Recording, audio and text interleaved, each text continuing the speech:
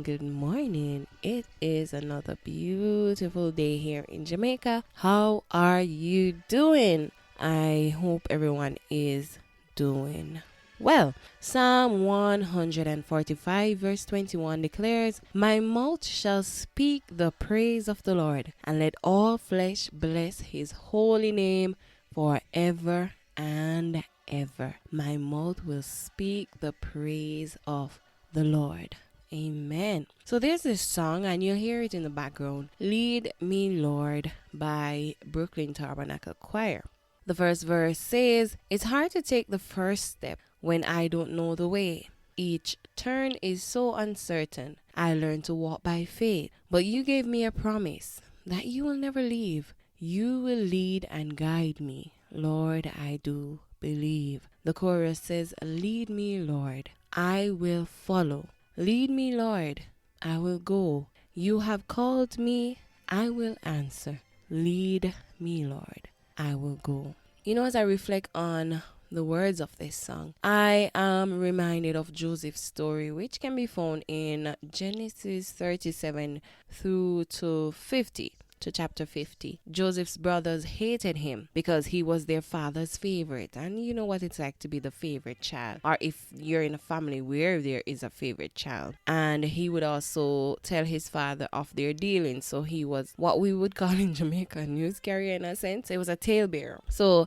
they plotted to kill him. He was 17, by the way. They plotted to kill him, but instead they sold him as a slave to the Egyptians. Joseph was also a dreamer, which I believe may have been a little bit of the problem. He was able to interpret dreams through divine revelations, of course. So when he got to Egypt, Potiphar, a high profile man in Egypt, bought him, and when he realized that Joseph was a blessing to have around, literally, because God allowed him, Potiphar, to increase because of Joseph's presence. When he realized that he was a blessing, he promoted him to head cook and bottle washer of the house. So Joseph became overseer of everything. But then Potiphar's wife wanted to use Joseph for other purposes, and when she tried forcing herself on him, he ran, leaving his coat in her hand, and she accused him of rape. Joseph was then thrown into prison. Let me just pause here to remind us all that the will of God is most times not a very comfortable ride. There will be obstacles, there will be potholes, bad driving from others, accidents, you name it. And it is during these times you will find that it is hard to sing the song, "Lead me, Lord, I will follow."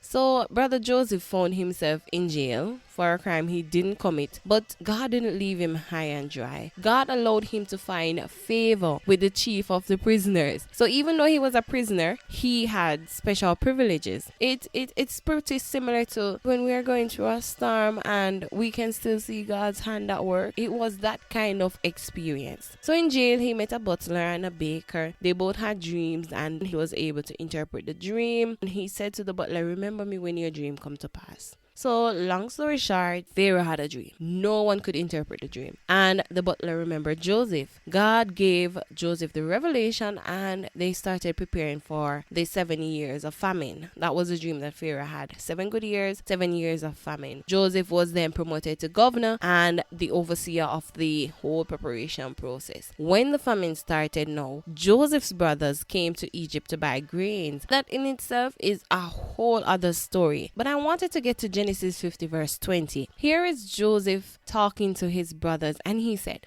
"But as for you, he thought evil against me." And then he said, "But God meant it unto good." And here's the part I want us to understand. He said, God meant it for good to bring to pass, as it is this day, to save much people alive. He didn't do the God meant it for good so that I could rub it in your face. Bah. No, he didn't do that. He said to save others. Such humility. You see, the call of God, the will of God, the taking you out and separating you for my purpose, will of God for our lives is never just for or about us. The pain, the suffering, the disappointments, the discouragements, the God, I am out of strength moments are never just about us, but they are meant to authenticate our witness. They are meant to save the lives of others. And oftentimes this is a very lonely road. But as the song says, you gave me a promise. You, God, you gave me a promise that you will never leave. You will lead and guide me. Lord, I do believe. So as we go through each phase in life, may we remember that the test is for the testimony so that others can come to know Christ through our witness. God bless you all.